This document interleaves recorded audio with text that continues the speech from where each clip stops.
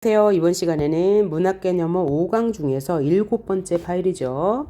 자, 공부해 보도록 합시다. 내용이 굉장히 긴데요. 우리 지금 뭐 배우고 있는 거예요? 시 해석법을 배우고 있습니다. 이 해석법을 잘 익혀두면 시에 관한 문제를 틀리지 않을 수 있습니다. 단, 문제를 풀 때 선지를 정확하게 분석하면서 끊어가면서 문제를 푼다면 틀리는 게 없을 거예요. 자, 우리 지금 현대시 해석법 보고 있습니다. 이번 시간에는 인간의 삶에 대한 성찰에 관한 세계관. 그래서 화자들은 성찰을 어떤 방식으로, 어떤 표현으로 하는지 한번 보도록 할게요. 자, 첫 번째 시가 이정록의 의자라는 거예요. 그러면 이 의자가 어떤 의미가 있는지 한번 보도록 합시다. 자, 병원에 갈 채비를 하며 어머니께서 한 소식 던지신다. 1년이 끝났어요. 어머니께서 어떤 말을 하셨다는 얘기네요.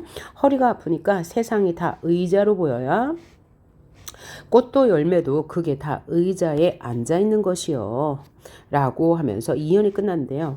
허리가 아프니까 세상이 다 의자로 보이고 꽃도 열매도 그게 다 의자에 앉아있는 것이요 라고 했어요. 그러면 여기서 의자가 무엇인지 좀 파악해야 되겠죠?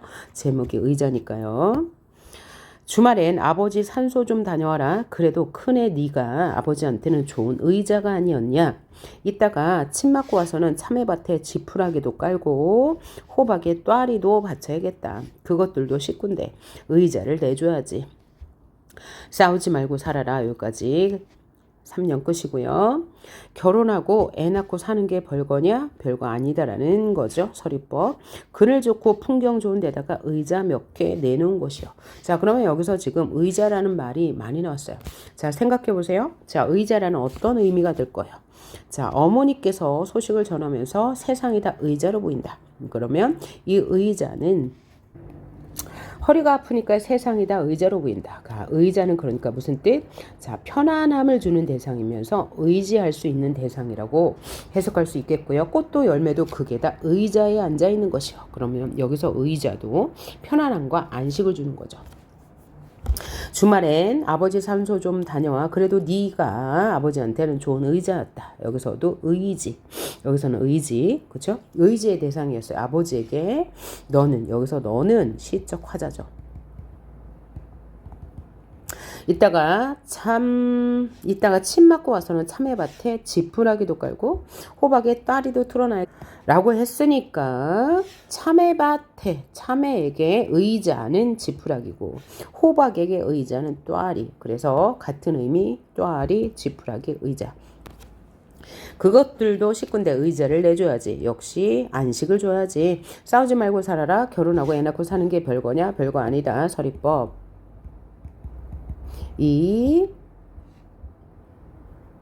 여기 부분에도 나왔네요. 의자가 아니었냐. 아버지한테 너는 의자였다. 여기도 서리법. 서리법을 통해서 의문형 문장 구조를 통해서 화자가 말하고자 하는 주제를 강조하고 있네요. 자, 그래서 그늘 좋고 풍경 좋은 데다가 의자 몇 개 얹어 놓는 게 가족끼리 싸우지 않고 화목하게 지내는 것이라고 말하고 있네요. 그래서 여기서 중요한 시요. 의자는 어떤 의미라고요? 안식의 대상이면서 의지의 대상이자 편안함의 대상이었습니다. 자, 그러면 표현법을 한번 보면 자, 시적 화자는 난데 화자가 전하고 싶은 말을 누구의 말을 통해서 전하고 있습니까? 여기 큰 따옴표를 던질 수 있겠죠. 허리가 아프니까 세상에 다 의자로 보여야 꽃도 열매도 그게 다 의자에 앉아있는 곳이요. 주말에 아버지 산소 좀 다녀와. 아버지한테 네가 의자였어. 참외밭에도 지푸라기인 의자를 주고 호박밭에도 따리를 바쳐야겠다. 그것들도 한 식구인데 의자를 줘야지. 싸우지 말고 살아. 결혼하고 애 낳고 사는 게 별거 아니야. 그늘 좋고 풍경 좋은 데다 의자 하나 내놓는 것이야. 여기까지가 화자의 어머니의 말이었어요. 어머니의 당부였죠. 그러니까 직접적인 화자가 어머니가 되는 거예요. 직접적인 화자.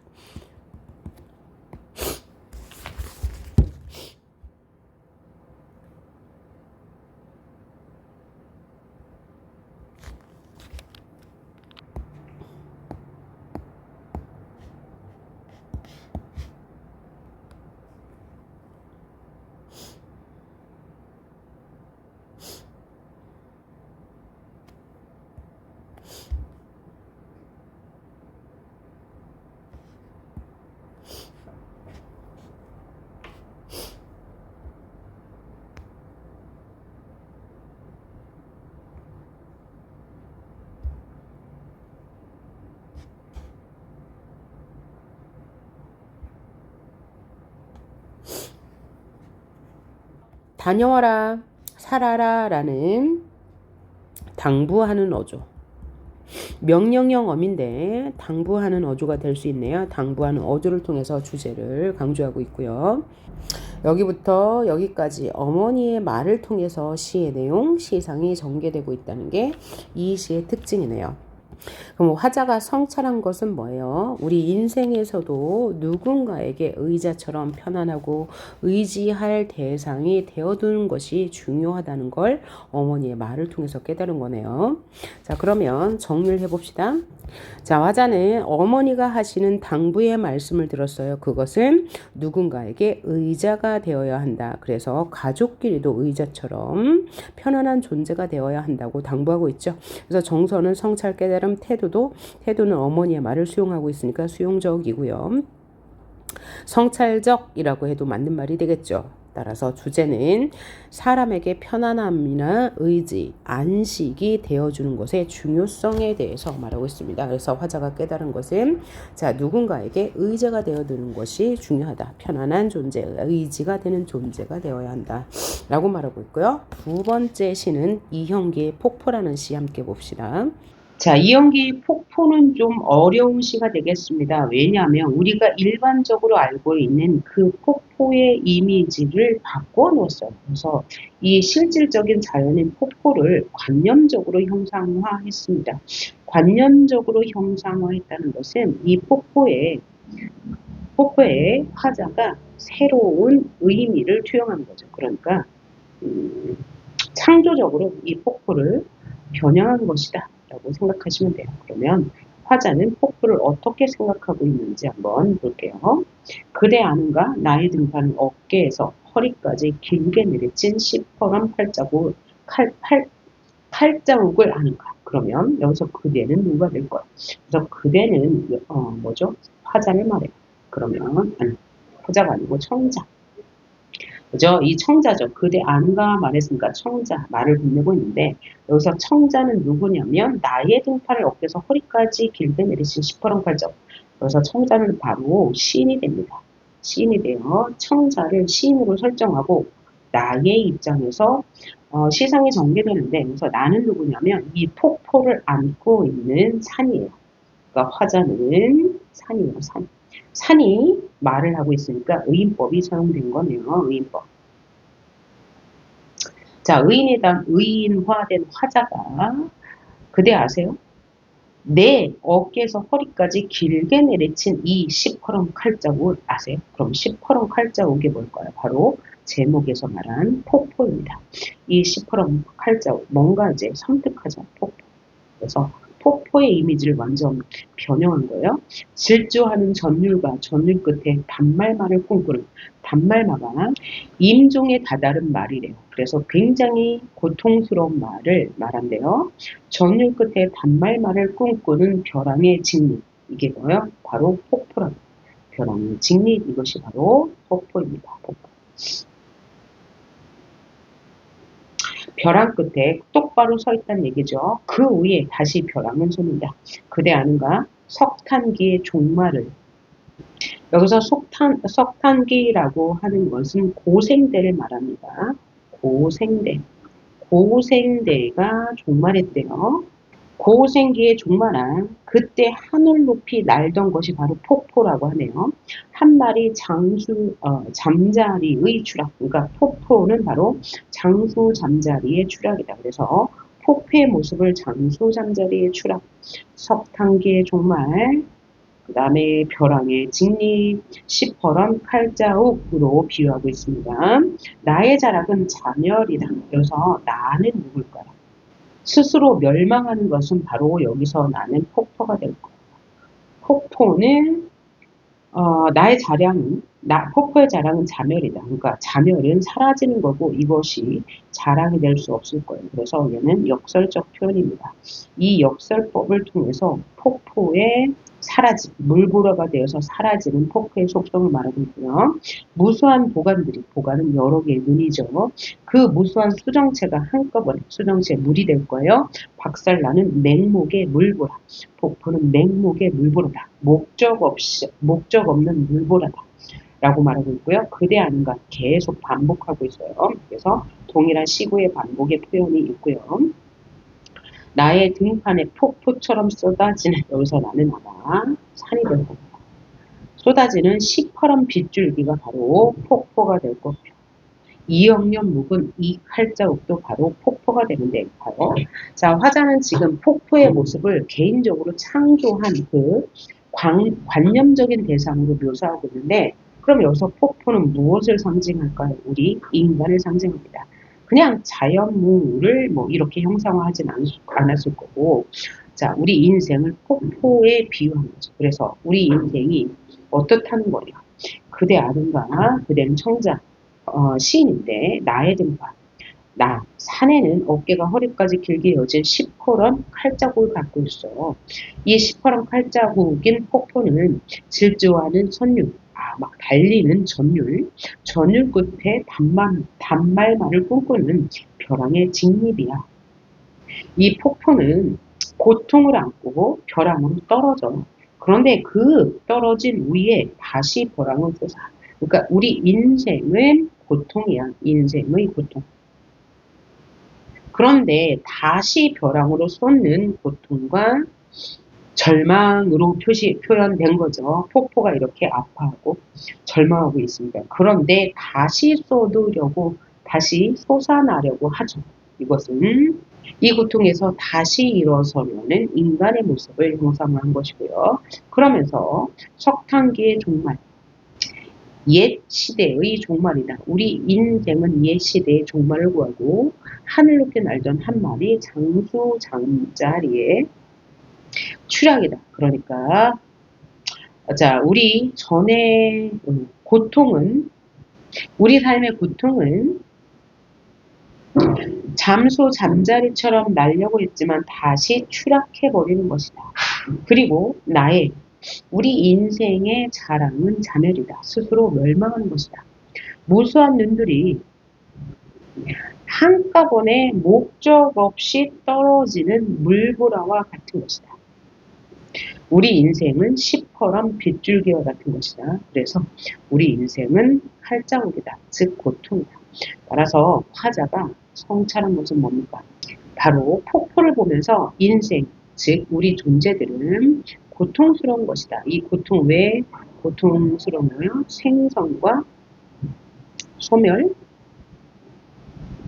생성과 소멸을 끊임없이 반복하기 때문에 우리 인생은 고통이다. 그래서 인생에 대한 비극적 인식, 이것이 깨달음이죠. 화자가 깨달은 거, 그러니까 주제가 될 거고, 그럼 화자는 뭐 하고 있어요? 폭포를 통해 우리 인생을 성찰하고 있어요. 정서 태도 비관적이고 성찰적이죠. 우리 인생을 비극적으로 보고 있습니다. 끊임없이 고통받으면서 그러면서도 다시 일어서려고 하는 우리 존재의 비극에 대해서 말하고 있어요. 또 이 시의 특징은 뭐라고요? 시적 화자는 청자가 되고요.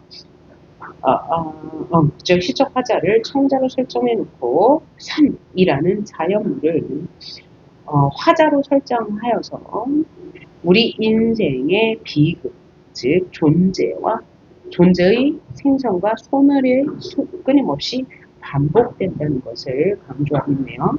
게다가 칼을 비유한 말, 시퍼런 칼자우, 석탄계 종말, 잠수 잠자리, 맹국의 물보라와 같은 상징적인 시어를 통해서 시상을 전개하고 있고, 당연히 즉 산을 의인화해서 이야기를 전개하고 있고요. 자, 벼랑은 솟는다라는 것을 보면 평서형 어미죠. 평서형 어미를 통해서 단정적으로 말하고 있음을 알 수 있고, 이 칼자국을 아는가라고 이거는 묻는 거예요. 서리법은 아닙니다. 자, 그래서 이 연기의 폭포는 폭포라는 제재를 통해서 우리 인생을 말하고 있다. 그래서 폭포의 원건용은 우리의 인생이다 라고 말할 수 있고요. 우리 인생은 존재와 생성, 소멸을 반복하는 고통 속에 있다라고 강조하고 있네요. 자, 그 다음은 가을집 짓기라는 시 보도록 할게요. 가을 집짓기 봅시다. 돌아가야지. 전나무 그늘이 한 겹씩 열거지고 국화꽃 한두 송이 바람을 물들이면 그건 뭐죠? 가을이 되면요. 국화꽃이 바람에 물들고 전나무 그늘이 한 겹씩 열거지고 그럴 때 그러니까 가을에 돌아간대. 어디로 돌아갈까요? 흩어졌던 영혼의 양떼 모아 떠나온 집으로 돌아가야지. 그러면 떠나온 집으로 돌아가고 싶은 화자의 심리를 보여줬고 그런데 뭘 모아서 돌아간대요? 영혼의 양떼 모아 흩어졌던 영혼의 양떼 뭔가 상징적인 의미가 있을 것 같죠? 가을에 떠나온 집으로 돌아가는데 흩어졌던 영혼의 양떼를 모아서 돌아간다. 가서 한 생에 버려뒀던 빈집을 고쳤지. 그러니까 한동안 집에 가지 않았으니까요. 수십 년 전 누적된 병인을 찾아 병의 원인. 이 병의 원인이 수십 년 누적이 되어 있는데 그 원인을 찾아서 무너진 담을 쌓고 창을 바르고 그러니까 이 떠나온 집을 수리하는데 이제 이 빈집이 뭐였어요? 이제 고장이 났나 봐요? 아니면 무너졌나 봐요. 그래서 그 원인을 찾아서 무너진 담을 쌓고 창을 바르고 상한가지 다독여 등불 앞에 앉으면 만월처럼 가득 찬 달처럼 따뜻한 밤이고 또 내 생에 망가진 부분들이 수묵으로 떠오른다. 그러니까 수묵으로 떠오른다. 라고 했으니까 수묵으로 떠오른다. 자연스럽게 떠오른다. 이쯤 해석하면 될 것 같고요. 단비처럼 그 위에 내리는 쓸쓸한 평화. 자, 그러면 평화는 평화인데 쓸쓸하대. 일단 모든 형용은 찾을 수 있고요. 그럼 왜 쓸쓸한 평화라고 했을까요? 자, 흩어졌던 영혼의 양떼를 모아서 떠나온 집으로 들어가면 그동안 비워뒀던 빈집을 고치는데 그 병의 원인을 찾아서 이렇게 고치고 그렇게 되면 따뜻한 밤이 오고 내 생에 망가진 부분들이 스물고로 떠올라요. 자연스럽게 떠오른다는 얘기죠. 그럼 여기서 우리가 뭘 생각할 수 있어요? 집을 고친다는 것, 떠나온 집이라는 것, 내가 가야 할 집이라는 것이 무엇인지 여기서 생각해 봐야 돼요. 자, 돌아갈 것이다. 가을이면 돌아가는데 흩어졌던 영혼의 양떼를 모아서 집으로 돌아가고 그 집에 가면 이런 것을 고치면 따뜻한 밤이 오고 나의 내 생에 망가진 부분들이 수묵으로 자연스럽게 떠오른대요. 채색되지 않은 채 떠오른대. 그러면 내 생에 망가진 부분들이 떠오른대요. 그러면 내 생에 망가진 부분이 채색되지 않은 채 떠올라요. 그럼 이 집의 의미는 뭐예요? 이 집을 아까 돌아가서 이 떠나온 집에 돌아가서 이 무너진 담을 쌓고 무너진 담을 쌓고 이렇게 고치면 내 생에 망가진 부분으로 돌아와요. 그러니까 이 집은 결국은 뭐예요? 자신이라는 거죠. 집은 자신이에요. 자신. 그런데 이 겉모습의 자신이 아닌 내면의 세계겠죠. 그죠? 그래서 이 내면의 세계를 집으로 본다면 흩어졌던 영혼들은 뭘 의미하겠어요?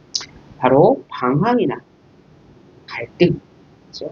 혹은 번민 등을 말할 거예요. 그래서 떠나온 집에 그죠? 이 방황, 갈등 이런 것을 모아서 돌아가면 그래서 이 빈집을 수리하며 그동안 버려뒀던 나의 내면적 자아를 회복하며 따뜻한 밤이 오고 나의 본연의 모습이 채색되지 않은 채 떠오를 수 있대. 그렇게 되면 단비처럼 그 위에 내리는 쓸쓸한 평화. 자, 그러면 평화긴 평화인데 왜 쓸쓸해? 이 내면의 이런 갈등들이 사라졌어요. 그런 다음에 내 생에 망가진 부분들이 채색되지 않은 본연의 모습으로 떠올라요. 그러면 평화가 찾아온다는 거죠. 그러니까 내면의 평화가 찾아온다는데 왜 쓸쓸할까요? 그동안 자신이 이 가졌던 방황들을 이별하는 거니까 이별하는 것이니까 쓸쓸하다고 했을 거고요. 한때는 부서지는 열기로 나를 지새고 이제는 수리하는 노고로 쑥으로 밤을 밝히는 가을은 꿈도 없이 깊은 잠의 평안으로 옵니까. 한때는 부서지는 열기, 이거는 뭘까요? 번뇌, 방황이겠죠. 나를 지새는데 여기서 한때는 뭘까요? 과거를 말하는 거예요. 과거. 근데 이제는 현재는 어때요? 이런 번뇌, 갈등들을 다 벗어난 상태니까 수리하는 노고로, 그러니까 자신의 내면을 치유하는 수고로 밤을 밝히는 이 가을은 꿈도 없이 깊은 잠의 평안으로 온다. 그러니까 내가 이렇게 내면의 갈등을 치유하면 나는 평안에 이른다. 그러니까 평안으로 온다라고 했습니다. 현재 평안을 찾은 거죠. 평안을 찾은 상태. 자, 이렇게 해석해 보니까 홍율숙의 가을 집짓기는 뭐냐면 가을이라는 결실의 계절에 자신의 내면을 다시 돌본다는 얘기죠. 오케이? 그럼 그 이전에는 뭐야? 방황이 많았는데 자신의 내면을 본연의 모습을 찾았다는 얘기예요. 다시 한번 생각해 보면 이제는 돌아가야 할 때다. 어디로 돌아가요? 나의 내면을 찾으러 돌아가야 한다. 그곳은 어디다? 떠나온 집인데 이 떠나온 집은 바로 내가 있었던 내면이 있는 곳이다. 그럴 때 나의 흩어져버린 영혼들을 모아가야 한다. 나의 이 모든 방황들을 모아서 진정한 나의 내면을 찾아야 한다.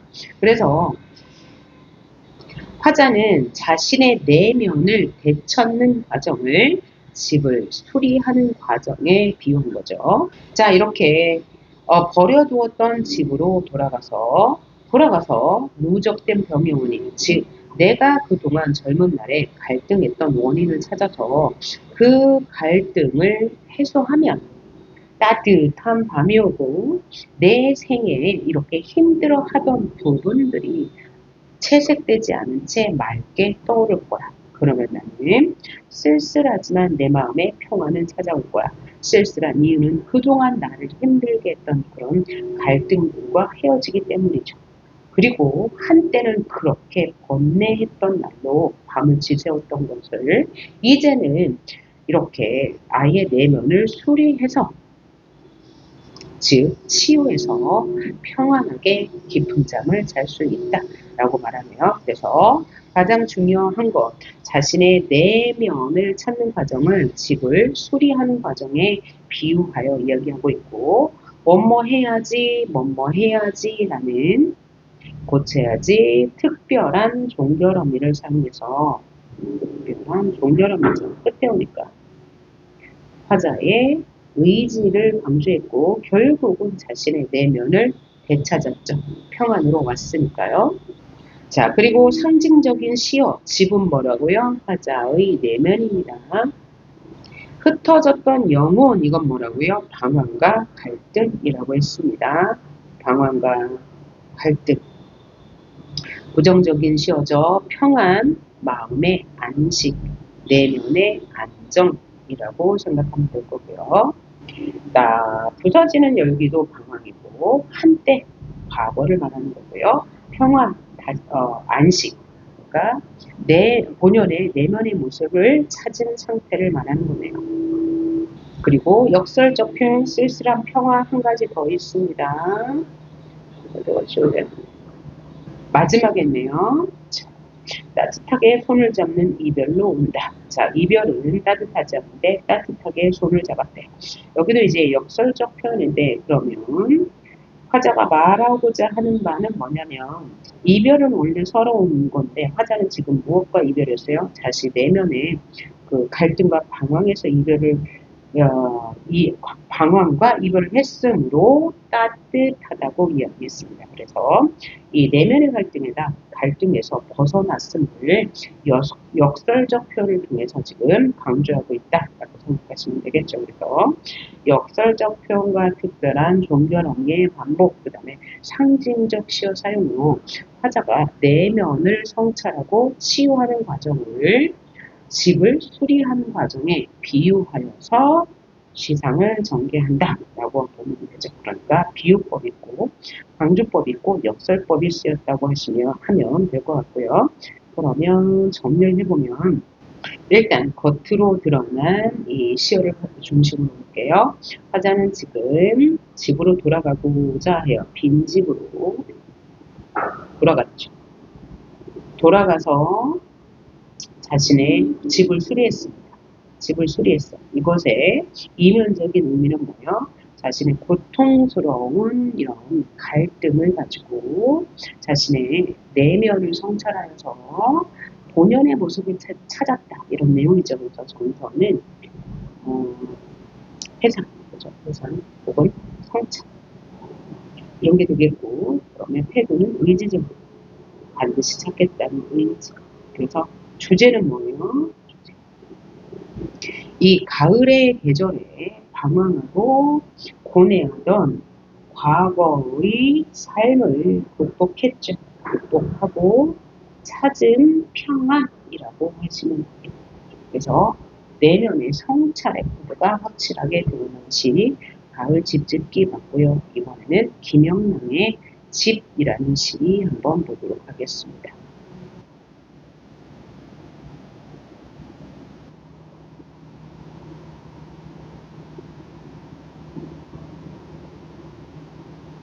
과거와 달리 새도 없고 가족들도 없고 혼자 외롭게 지내고 있네요. 오, 내 집이라.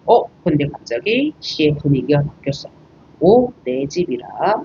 이거 뭐야? 시상 전환이라고 할 수 있죠. 시의 분위기 전환. 열해요 스물해를 앉았다 누웠다만 할 뿐. 내 집인데 내 집에서 화자는 10년간 20년간 앉았다 일어났다만 했대. 그러니까 자신의 삶에 대해서 어떻게 느끼는 거죠? 지루하게 느끼는 거고 무기력한 생활을 하고 있다는 거예요. 앉았다 누웠다만 했대요. 문 밖에 바쁜 손님이 길 잘못 들어 날 찾아오고, 그러니까 날 찾아오는 손님은 길을 잘못 드는 손님밖에 없어. 그래서 무척 외롭다. 외로움을 강조하고 있고요.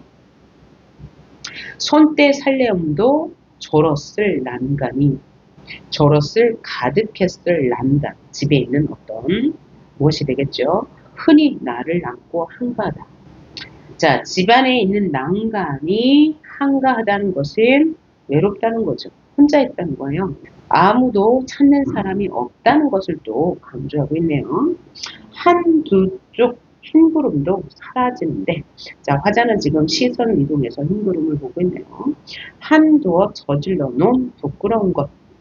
자, 자신이 그죠? 과거 했던 일을 부끄러워하고 있어요. 이게 화자의 정서죠. 파란 하늘처럼 어슴푸레하다. 자, 그래서 이 시 전체는 화자가 지금 처 상황에 대한 외로움, 그 다음에 새를 기다리는 것, 그 다음에 과거에 대한 부끄러움이 주된 정서네요. 자, 표현법을 볼까요? 내 집 아니라 네 집이라, 내 집 아니라 네 집이라라는 비슷한 문장 구조의 반복을 통해서 화자의 외롭고 서러운 처지를 강조하고 있고요. 그 다음에 감정이입을 통해서 몇 대째 서러워하는 건 누구예요? 새라고 했으니까 감정이입을 통해서 화자의 서러운 심정, 서러움을 강조하고 있다고 보시면 되겠고, 오, 내 집이라 하는 부분에 시상 전환도 있는데 무엇도 있는 거죠? 영탄법도 있는 거예요. 영탄법. 영탄법, 영탄적 어조 감정을 드러내는 어조를 통해서 인식의 전환을 보여줘요. 그 전에는 내 집이 아니라고 했다가 내 집이라고 말하면서 자신을 성찰하기 시작해요. 10년 동안, 20년 동안 무기력하게 살았고 나는 지금 이런 자신이 또 부끄럽고 또 아무도 찾아오지 않는 이곳이 너무나 쓸쓸하고 외롭다라고 말하고 있습니다. 자, 화자는 지금 어떤 상황에 있는가? 새해를 기다리고 있는데 아무도 찾아오지 않죠. 그리고 쓸쓸함을 느끼다가 불현듯 여기가 내 집이다 라고 하면서 성찰하기 시작해요. 자, 정서는 바로 나왔죠. 서럽다, 부끄럽다. 서러움과 부끄러움. 뭐에 대한 서러움? 혼자 있는 처지에 대한 부끄러움, 과거의 잘못에 대한 부끄러움. 그러면 태도는 성찰적, 태고적 이렇게 될 수 있고, 그럼 주제는 뭐가 되겠어요? 아무도 찾아오지 않는 자신의 처지에 대한 서러움과 자신의 지난 잘못에 대한 반성이 될 거예요. 그래서 비슷한 시구 반복, 그 다음에 감정이 그 다음에 시상전을 통해서 화자의 상황과 감정을 효과적으로 드러내고 있다라고 정리하면 될 것 같고요. 다음 시는 김광섭의 생애 감각 한번 보도록 하겠습니다. 자, 김광섭의 생애 감각 한번 봅시다. 여명의 종이 울린다. 여명은 뭐예요? 해가 떠오를 때죠. 그러니까 새벽인가 봐요. 새벽별이 반짝이고 사람들이 같이 산다. 일상적인 삶의 모습이죠. 달기 온다, 개가 짖는다. 사람들이 온다. 일상적인 생활. 오는 사람도 있고 가는 사람도 있다. 여기서 1년 끝났고요. 2년. 오는 사람이 내게 오고 가는 사람이 내게 속한다. 라는 의미는 자신을 중심으로 세상을 본다. 세상을 본다. 그런 얘기죠. 아픔의 하늘이 무너졌다. 뭔가 아픔이 있었나 봐요. 깨진 하늘이 아물 때에도 가슴에 뼈가 서지 못해서 푸른 빛은 장마에 넘쳐흐르는 흐른 강물 위에서 강물에 떠서 황야에 갔다. 나는 무너지는 뚝 위에 혼자 섰다. 기슭에는 채송화가 누룩을 피워져서 생의 감각을 흔들어 줬다. 라고 했는데 지금 어미가 좀 다르죠. 자, 여기까지는 간다라고 해서 현재형 어미를 썼어요. 그래서 여기까지는 현재 모습인데 여기서부터는 과거형 어미를 썼어요. 그래서 여기에서부터 여기까지는 과거예요. 그래서 이 시는 역전적 구성으로 되어 있네요. 역전적 구성. 그러면 현재의 모습은 뭐예요? 일상적인 생활의 모습이죠. 그런데 과거의 모습 볼까요? 아픔의 하늘이 무너졌다. 자, 김광섭이 투병 생활 전후를 해서 쓴 것이라고 합니다. 그러니까 이제 그 아픔이란 정말 그 물리적인 아픔을 말하는 걸 거예요. 몸이 아파서 하늘이 무너졌다. 깨진 하늘이 아물 때에도 깨진 하늘 뭔가 병이 치유될 때에도 가슴에 뼈가 서지 못해서 푸른 빛은 장마에 푸른 빛은 아주 긍정일 건데 장마에 넘쳐 흐르는 흐린 강물 위에 떠서 황야에 갔다. 그러니까 희망이 없었다. 그죠? 내 아픔이 치유되는 과정에서도 너무나 아파서 희망이 없었다. 그래서 나는 무너지는 뚝에 혼자 섰다. 뭐야? 절망했다. 과거에 절망했다. 그 산 기슭에는 채송화가 무더기로 피어서 채송화는 긍정적인 의미일 거예요. 왜냐하면 생의 감각을 흔들어 줬으니까. 그래서 내가 과거에 너무나 힘든 투병생활을 했는데 너무나 아팠기 때문에 희망이 없었어. 그래서 나는 절망했지만 채송화와 같은 생의 감각을 흔들어주는 것이 있어서 현재 나는 살아서 그죠? 이제 일상생활을 하고 있다. 라는 시가 되겠습니다. 자, 그래서 이 생의 감각을 정리해 보십시다. 화자는 일상에서 과거를 회상하는 거죠. 과거를 성찰해 보는 거예요. 그래서 화자의 정서는 안타까움이죠. 예전에는 그랬어요. 예전엔 너무 아팠죠. 절망했어요. 이런 거고 태도는 관조적이죠. 현재는 그냥 담담하게 과거를 돌아보고 있습니다. 주제는 과거 절망 끝에서 발견한 생의 감각이 될 거예요. 자, 그래서 시어의 의미 다시 한번 살펴볼게요. 여명의 종이 울린다. 아침은 밝는데 새벽별이 반짝이고 사람들이 같이 산다. 새벽별 뭔가 희망이 될 거고요. 그냥 일상생활입니다. 달기 온다. 일상생활이에요. 그런데 과거에는 이렇게 아파서 완전 절망이 없는데 채송화라는 것이 나의 생애 감각을 일깨워줘서 나는 현재 일상생활을 살고 있다 라고 해석을 하면 될 거고요. 그럼 채송화는 긍정적이고 생에 이제 의미를 찾아주는 것이고요. 새벽별도 그래.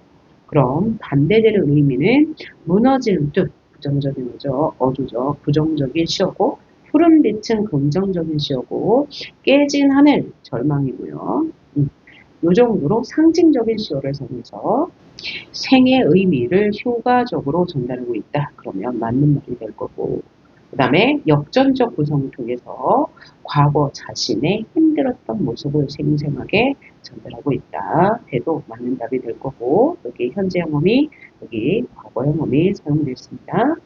또 과거를 회상하는 거니까 뭐예요? 독백적 어조를 통해서 자신의 성찰하는 모습을 보여주고 있고요. 화자의 성찰하는 모습을 보여주고 있고, 또 다양한 감각적 이미지가 쓰였습니다. 여명이니까 시각적 이미지가 될 거고요. 반짝인다, 시각. 달기 운다 그랬으니까 청각. 개가 짖는다, 청각. 푸른빛, 시각. 그 다음에 색채 대비도 있다고 하면 맞을 수 있겠네요. 맞겠네요. 자, 푸른빛과 채송화가 무슨 색깔일까요? 핑크색이니까. 색채 대비도 있네요. 그래서 다양한 감각적 이미지와 역전적 구성을 통해서 과거 이제 자신이 힘들었을 때 그죠? 절망 끝에서 발견한 생의 감각을 성찰하고 있습니다.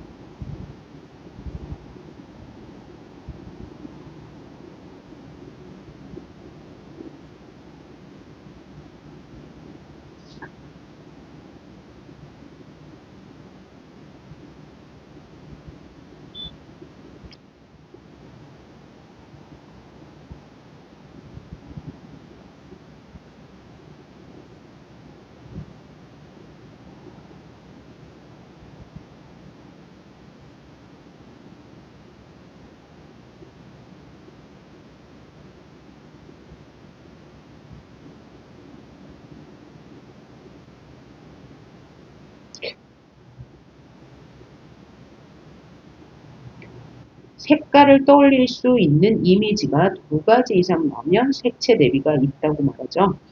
그리고 이 율포라는 공간을 중심으로 시상을 전개하지만 이 공간은 현실의 공간이 아니고 기억의 공간이다. 또 특정 시행을 반복했죠. 바로 이거네요. 일찍이 어머니가 나를 바다에 데려간 것은 소금기가 많은 푸른 물을 보여주기 위해서가 아니라 여기 똑같이 나왔어요. 그런데 약간의 변주가 있네요. 일찍이 어머니가 나를 바다에 데려간 것은 저 무해한 해조음을 들려주기 위해서가 아니라 그래서 특정한 시행 혹은 시구를 반복하여 주제를 강조한다 라고 말하면 맞는 말이 될 거고요. 유사한 통사구조의 반복이라고 해도 될 거고요. 이렇게 유사한 통사구조나 시행을 반복하면 어떤 효과를 얻을 수 있죠? 형태적 안정감을 얻을 수 있죠. 그 다음에 운율을 형성할 수가 있고요. 또 주제를 강조하는 효과가 있습니다. 자, 그래서 이 화자는 율포에 대해서 어머니가 자신에게 말하고 싶었던 기억, 그 기억은 경험이죠. 그래서 경험과 사색을 통해서 주제를 드러내고 있다. 라고 하면 맞는 말이 될 거고요. 자, 그러면 주제는 생명력, 노동력의 가치인데, 그럼 화자는 지금 어떤 상황이에요? 지금 무기력한 상황이겠죠. 별로 좋지 않은 상황일 거예요. 그런 상황에서 어머니가 자신을 바다로 데려갔던 기억을 떠돌리고 어머니가 자신에게 해주고 싶었던 말을 되새겨보고 있는 거죠. 그러니까 화자는 과거 기억을 통해 성찰하고 있습니다. 그래서 정서, 태도 다 뭐예요? 사색적. 정서, 태도 다 사색적이고 성찰적이다. 성찰적. 과거를 돌아보고 있고 사색적이다. 생각을 하고 있다. 그래서 주제는 뭐다? 생명력에 대한 깨달음과 노동의 가치에 대한 존중이 주제가 될 거예요. 자, 그럼 다음 시로 김남주의 정념의 기라는 작품 보도록 할게요.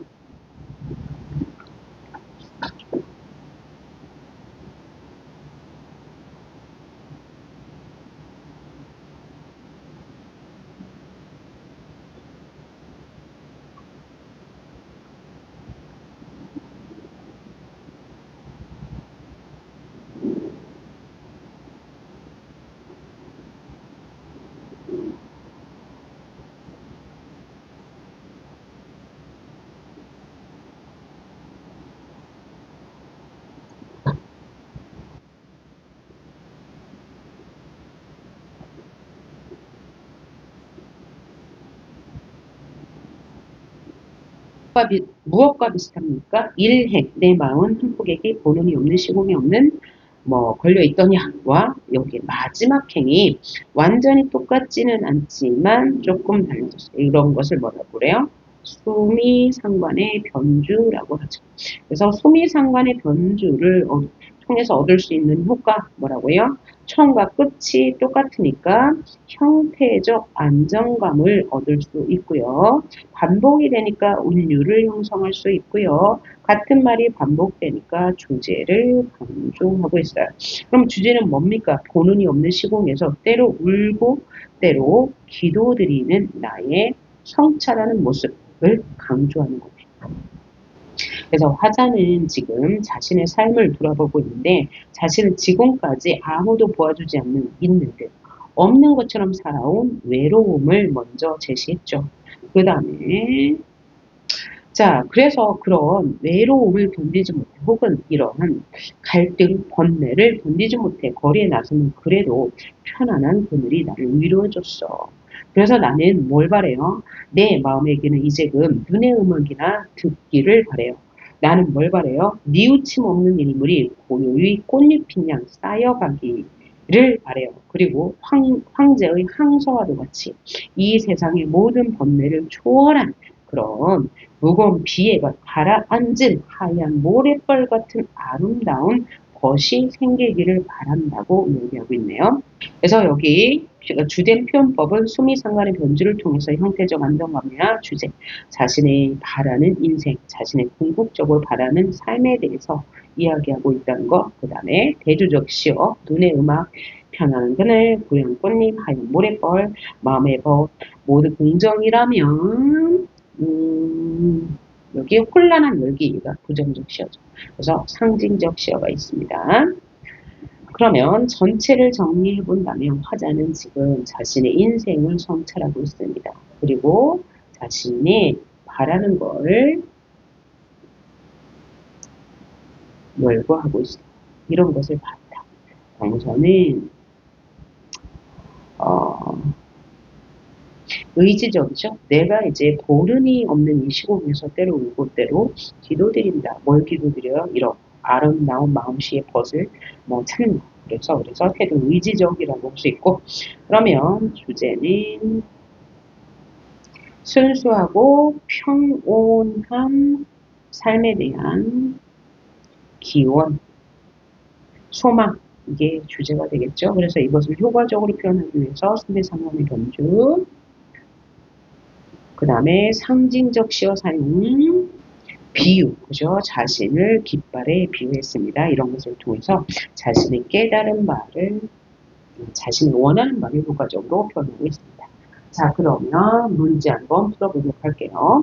가에서 타인에 대한 배려와 포용을 의미하는 단어. 뭐가 있을까요? 가에서 타인에 대한 배려, 의자가 되겠네요. 다음, 나에서 폭포는 현실을 초국하며 비극적인 인간의 삶을 이겨내려는 의지를 보여준다. 아니죠. 폭포가 바로 인간의 삶이고 이것이 비극적인 삶이라고는 하지 않았고요. 현실을 초국하고자 하는 바람도 없었습니다. 그냥 이 폭포라는 삶은 그냥 고통스럽다라고만 말했습니다. 31번 볼게요. 바의 시적 화자가 바로 가을 집짓기, 그죠? 이 내면의 성찰의 과정을 집짓는 과정에 비유해서 깨달음을 제시하는 시였어요. 시선의 자신의 결핍의 삶을 포기하고 타인에 대한 원망이 전혀 없었는데요. 그렇죠? 자, 결핍의 삶이라고 나왔나요? 안 나왔어요. 자신을 성찰하기 위해서 집을 고친다고 했습니다. 아니고요. 그 다음 라의 시적 화자는 라의 화자는 김영랑의 집이었네요. 무기력한 화자와 고독한 집의 이미지는 여기까지 맞아요. 무기력한 화자가 나오고 고독한 집의 이미지 나오죠. 일제강점기의 강압 통치를 광복에 대한 희망으로 이겨내려는 이미지로 변환되면서 집의 이미지를 이렇게 확대 해석할 수 있을까요? 희망의 상징물 아니에요. 희망의 상징물이 아니고 이 집은 화자가 고독하게 살고 있는 집이고 자신의 과오를 반성하는 공간이에요. 그래서 희망의 상징물도 아니고 일제강점기 강압 통치를 극복하는 공간도 전혀 아니네요. 33번 보도록 합시다. 마의 채송화는 생명력을 불어넣어주는 대상이죠. 화자의 삶과 대비되는 생명력이 있는 소재. 여기까지 맞고요. 화자의 죽음에 대한 체념적 어조를 강조하고 있는 게 아니고 화자의 죽음에 대한 감정을 억누르고 생명에 대한 희망을 갖게 하는 어조라고 볼 수 있겠네요. 그래서 얘는 뜬 거고. 바시의 뻘밭은 자신의 생존을 위해 타인의 삶을 위해 가는 인간의 비극적 생명 아니죠. 이 뻘밭은 인간의 생명력을 느끼게 하는 대상이었어요. 그래서 아닌 거고요. 35번 사의 깃발은 새로운 시대 현실에 대한 회복에 대한 염원. 네, 맞다면 만약에 도기가 있어야 돼요. 그런데 이 시 자체만으로는 이 깃발이 뭐죠? 이 새로운 시대 현실에 대한 염원을 드러내는 소재라고 함부로 판단할 수가 없습니다. 이렇게 판단하려면 보기가 있어야 하는 거죠. 자, 그래서 지금까지 문학갱나무 5강의 7번째 강의 마쳤습니다. 수고하셨습니다. 다음 파일에서 8번째 강의 마지막 파일 해보도록 하겠습니다.